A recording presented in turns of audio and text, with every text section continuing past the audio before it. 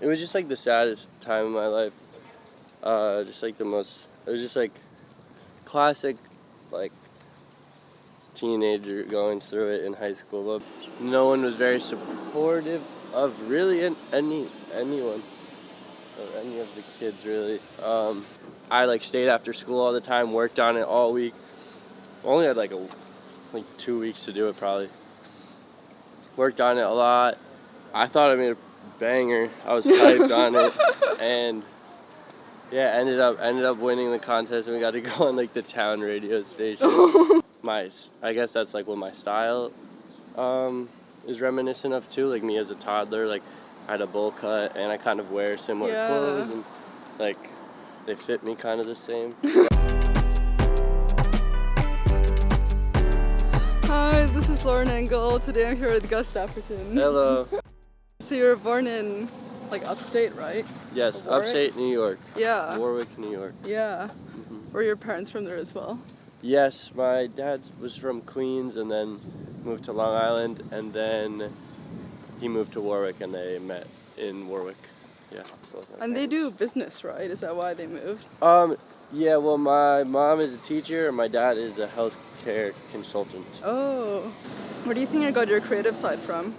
I'm not quite sure, but I've always just felt the need to like portray my emotions in some sort of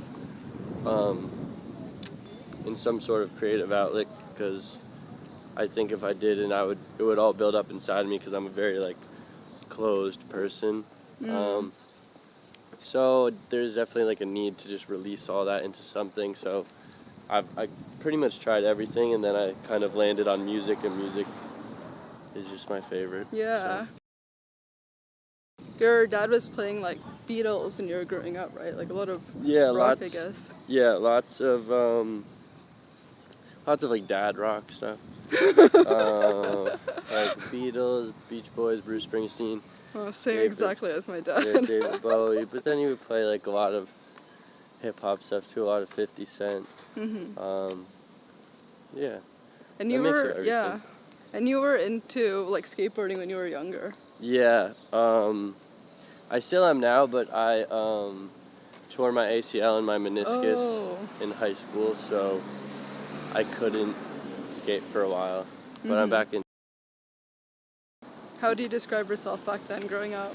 There was definitely like a group of us who all skated, and I'd say those kids were all very creative too, because like naturally in the society that I grew up in, I guess, since we skated, which is so stupid, we were more outcasts, and that made us more inclined to indulge in being outcasts more, I guess. Do you remember the first CD you bought? Or the first CD I bought was Mad Villainy by Mad Villain, which is MF Doom and Madlib's project. And that's like the first like CD I bought like at like For Your Entertainment, like in the mall, like one of those stores. But I probably bought like I probably downloaded other music before that on my MP3 player. Yeah. But yeah. Did you like school growing up? No, I hated school. I always hated school. All of the teachers grew up near or in Warwick, went to school, came back and taught. In New York. And no one was very supportive of really anyone. Or any of the kids really. I don't know. A lot of the teachers just, gave us a lot of homework, which wasn't very stimulating. And would just have us watch movies in class and give us packets. I don't think that's real teaching. When I got to college, like I definitely took some classes that were super inspiring and changed like my opinion about school, but I don't know. I just like can't do school. I'm too like focused on music and whatnot. How did you get into hip hop initially? Because you're producing for some upstate like hip hop artists. Yeah, they were all my friends really growing up. I started producing hip hop, and then I met my friend Elijah Banksy, and I was working with him a lot, and my friend Simonez Antrudega, and basically just all my friends we all got into it at the same time together, and I would produce and they would rap mostly. Were you already at that point like sharing and doing music with your sister? Yeah, me and my sister would like mess around and make tracks once in a while, but she was like more of a she was like a really good performer, and it was hard to kind of like combine our endeavors at the time, because I don't necessarily think like at the time I could curate a song that was like at her level of like performing and singing and like record one. Like I just felt I didn't really do them justice. She's like a really good singer. And nowadays we work together, and I produce her songs. She writes, and yeah, she's like her own artist. Did you ever consider being a duo? No, I didn't, but we were both super supportive of each other's music, though, for sure. And she plays in my band too, and hopefully if she has a band sometime I can play in her band too. That'd be sweet. And then what was like the 8th grade like songwriting contest? Yeah, so that's like how I got into producing. Before that I was like drawing a lot, and I would like make videos from time to time too. Like I was into like filming and editing, and I would say those are my creative outlets. And then in 8th grade I had this teacher who was like, there was this mandatory project where we had to like write a song and record it, and that's like the most intimidating thing, especially in our town. It's like the world revolves around like football and school like activities, which is like just ridiculous, because if we were like if we had a really good like we had really good sports programs, I'd be like, okay, but like we don't, so it's kind of stupid. But so I was like, it was really intimidating for everyone, and I was like, man, this is dope. We get to like produce a song in like GarageBand. I like stayed after school all the time, worked on it all week. Only had like 2 weeks to do it probably. Worked on it a lot. I thought I made a banger. I was hyped on it, and yeah, ended up winning the contest, and we got to go on like the town radio station. There was like winners from like other classes too. There was like 2 others. Yeah. And all the songs were pretty good, honestly. But then I like look back on it now, and it was so like distasteful. Like, it was so bad. Like, but then after that, I was like, yo, Keyshawn, we gotta fucking make music all the time. You rap, I'll produce, and we just started doing that a lot, and then met a bunch of other people who did that. Were you going by another name before that? Yeah, I was going by Spazzy McGee. Yeah. You always kind of liked like, I guess like more retro names, or? Yeah, I just always like had words like flying through my head and like characters, and I would always write a lot in my notebook and come up with like stories and ideas, so I always had like interesting things like that. And what age did you come up with GUS? When I was 17, turning 18. Oh, was there a specific moment how you came up with it? Yeah, it was basically the part of myself that is comfortable being themselves in a world that's inconvenient for people to be themselves.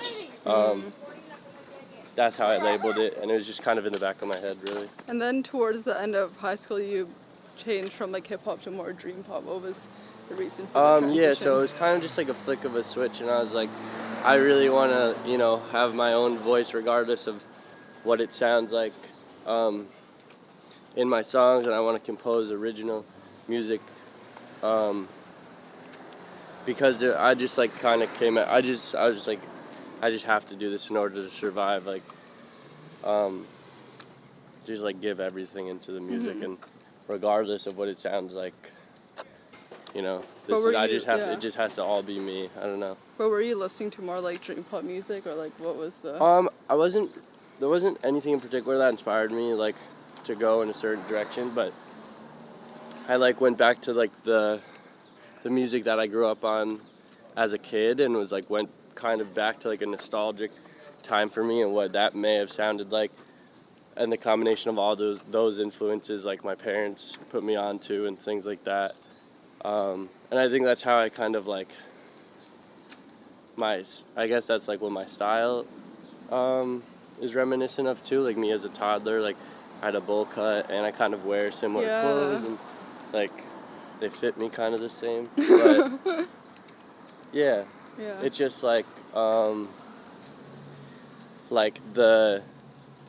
like knowing no evil as a toddler and just like pure knowledge and pure fascination, that kind of inspired me and my sound. What was the like existential crisis that you were going through? Yeah, so basically it was just like the saddest time of my life. Just like it was just like classic like teenager going through it in high school. But basically my Mac crashed and that was like my entire life. I tore my ACL and my meniscus and I was out of school for like a whole month at least. All my friends were going out and stuff and I just stayed inside and just kept working on music. And like my ex-girlfriend started dating one of my friends and it all just like built up in a really weird way. And it was like I was just in this deep dark hole of despair, and then I don't know what did it, but it was like the flick of a switch and I was just like kind of understood reality more. And I was like, at that moment, anything good amplified how happy I could be so much because I was so in this deep dark pit. So like any little bit of happiness was just amplified. So I guess I just realized it was, like the inconvenience of being yourself is more rewarding, and like you have to go through these really unpleasurable times for there to even be pleasurable things. So once I understood that, I was just good, and I was just kind of was like, this is what I want to do for the rest of my life. Did you realize that yourself, or did your like parents help you like realize that? Oh no, it was definitely just me, for sure. Oh wow. What was the decision to go to, was it Philly to study music technology? Yeah, it was basically I wanted to be in New York, but it was really just like the program that I decided to go do in Drexel had this dope music program. So I went, that was cool. I went there for 2 years and I thought I would have more of like an influential time while I was at school, but it just helped me realize that like everything I had been doing is just kind of what I always wanted to do. And when I got to school, it actually kind of made me realize that like there really is no like formula to making music. Everyone makes music differently, and it just makes like everyone's music have more character that way. And I was like, damn, I'm going here and all they're teaching me is that there is no formula. Like, like everyone makes music differently and everyone goes about it differently. And that's like what I always thought and had known, but like when I went to school, it just kind of proved that. Which was good. Like that's what I needed, like closure on that. But was college something that your parents wanted you to do, like pushed you to do? Yeah, definitely. You probably wouldn't have gone if they didn't ask you. Yeah, to be honest, I didn't really want to go, but then I think I convinced myself that I wanted to. It was like the one thing they wanted me to do, literally, so yeah. And then after 2 years, was it your music just already taking off, so then you quit, or? Not even particularly. I just couldn't do it anymore. I like focused on music. Yeah. Yeah. And then you went back to like living with your parents and like working on music. Yeah. So now I just stay with my parents while I'm in between touring. But I have a spot in Philly. Oh. It's like a big warehouse, and I would make music out of there for a while. But like, how did you even get management? Oh yeah, no, I kind of just did it all myself. So were you like promoting with blogs or? I was trying to, but in high school I would send my songs to like 50 blogs, and I would get maybe 1 or 2 responses, and the responses would be like, oh, this is like, they would give me critiques, like creative critiques, and I was like, what? Like, I was like, this is like, I was like, it's either you fuck with it or you don't. If you said straight up, I don't like the song, yeah, great, respect. But they would like come up with reasons like why they wouldn't post. Like one time, I'm not gonna say who because I like them now, but they like, this one blog sent me back and they were like, it was like, I was singing on it and my friend Elijah was rapping on it, my friend Ryan was rapping on it. And they were like, yeah, like I like the rap verses, but I really don't like the kid's voice who's like singing. And I was like, true. But that's like an interesting way for him to just come back and be like, yeah, no, we're not gonna post it. But so then after that, I was like, I'm never sending my stuff out again. People can post it if they want to. I wasn't really getting my stuff out there. I just uploaded it, really. Yeah. How did your team find you then? We all kind of found each other. I started working with this director, Matthew Dillon Cohen, who does like all my visuals. Yeah, and, he's amazing. Like, how did you even connect with him? He's my best friend. So, oh. Basically, I was looking to do a music video. Always wanted to do one for this song that me and my friend Beshkin made called Faceless. And we met with a couple of directors who we really didn't like because they just weren't really that like nice people. And then my friend was like, hey, you should meet this dude Matt. He's like started his own production company and stuff. You should just meet him. I didn't even know like if he was a director or what his deal was, but we met him. He was a really good photographer, and he had like one video that he made that wasn't out yet, and then he just produced on a couple other videos. But I was like, this guy's taste is like so up my alley. We really connected, and then ever since then we've just made videos together, and we're like best friends and stuff. Wow. So yeah. How did you get funding initially for your early projects? We made a GoFundMe. Oh, you did? Yeah, and we raised $4,000 and made what year was a video. This? 2016. Oh, okay, pretty recent. Yeah, it's all been fairly recent. Yeah. Then we had other ways of doing it initially. I made one video that I don't know if I should drop this, but basically Matt was shooting another video that had full funding, and he convinced the team that was doing it to do a different video for me a day before, just for fun. Yeah. And convince everyone to basically just do it. Yeah. We just had to pay for a studio space. Oh wow, that's so cool. I had money saved up for that, so. Were you already really into like film and like the visual aspects already, like when you were young? Yeah. So like know how you want to direct and how you want certain things, the color correction. Yeah, I mean, I definitely have had like a more of a subconscious taste in things that I liked, but then when I met Matt, he like put everything into terms I could understand, basically, like on what that was. So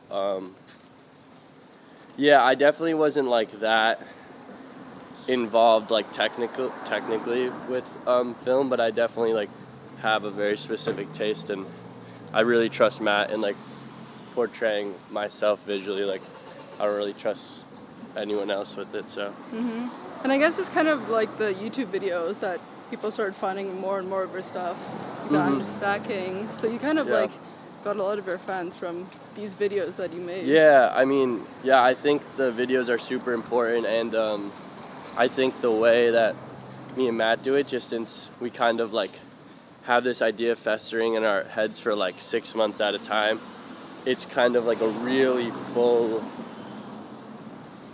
conception of an idea, like as opposed to like a bunch of directors writing like a treatment for an artist and then doing it. We kind of just, I'll like show him songs and the making of them, and we'll start coming up with ideas for like a really long time. So.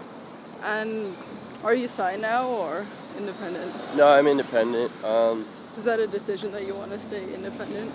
Yeah, just like it's more of just like I make all the music, I produce it, play it, mix it, master it, and perform it, and write it, and just like it would be weird if someone else owned it. It would just like be weird. So I just like am not really ready to like give up the ownership of my music. Yeah. But which like when I feel like when I say it like that and put it into that perspective, people are like, oh shit, that's true. But I mean, like, record labels are really dope though too, you know? Yeah. I just myself am not like ready for that quite yet, but yeah, I like being independent right now. I have a really great team of people that I work with. What was the children's book that you wrote, like Glum from Up? Yeah, so I wrote this children's book called Glum from Up, and I wouldn't even necessarily say it's a children's book, but it's written in the format of a children's book, and my friend Kenzo Rapola illustrated it, and I'm working on getting that printed just to sell as merch. Oh, that's so cool. I basically just really liked this kid's paintings, and I was like, dude, like, we should do something. He's like, why don't I do an album cover? And I was like, I don't know, let's just do like a children's book or something. He was like, all right. So I wrote it, and then he illustrated it, and yeah, I like it a lot. I'm trying to get it printed to sell as merch. I'm working on that right now. It's like, I don't know why it's like taking me so long. What about colors inspired your EP? Yeah, so like I'll go through phases with different colors I'm inspired by. Like I was inspired by a lot of like primary colors and just like the combination of red, yellow, and blue, just like straight up. And yeah, a lot of people are inspired by like the weather. I'm not inspired by the weather. I really like rainy days and stuff, but that doesn't like stimulate my creativity, but changes in like my environment do stimulate that. So yeah, like colors do as well. Mm-hmm. How would you say your music has changed since the early songs you made? I think when I was 17 turning 18 and I was like, this is all of me. I think it's been this, I really found a sound, and I think I've just been evolving on that since. And hopefully just, you know, getting better and learning as I kept going. Mm-hmm. But yeah, just evolving upon this one idea, basically. Yeah. How do you think you've grown as a person since when you were younger? I don't know. I would definitely say that I'm like I said, that I'm just more comfortable. I'm fully comfortable being myself now. The society that I grew up in was like kind of stunted that. Mm-hmm. And I would say that I definitely have just come to terms with the inconvenience of being myself, and that's definitely how I've grown. And you know, also just I think I used to be really, really introverted as a kid, and now I would say I'm more of I don't know. I think I've started to become more open with people. I used to be more closed, and I think that's something I still have to work on. But I think I've definitely been gradually becoming to be more open with people. Mm-hmm. Just about how I'm feeling and just talking more. Mm-hmm. I don't know. What would you say have been your biggest challenges so far? I honestly I guess the environments of like making music. Like I get noise complaints all the time, and that's a huge challenge because I don't really like other people to hear what I'm working on. So it's not even the fact that I'm bothering them. It's like knowing that they can hear me is ridiculous to me and just like crazy. So that always sucked, and I've always had terrible like problems with neighbors like that. One time I was like just talking to someone, literally in like sitting on my bed talking to someone, and like someone just starts banging on the wall. Wow. I'm like whispering at this point. Or I'd be doing laundry and like someone would just smash on the wall. Oh, and I'm just like, yo, this is the most ridiculous thing I've ever. Yeah, and people would be really like hostile about it and come over and like slam on the door, and I'm just like, hey, how's it going? And he's just yelling, and I was like, listen, I will stop making noise. You're making noise right now. All you had to do was ask. And now we're in this big conflict, and you're making a fool of yourself, and you're waking everyone up on the floor. Yeah. Yeah, I'm just like, people are mad ridiculous. What does success look like to you? Success is being able to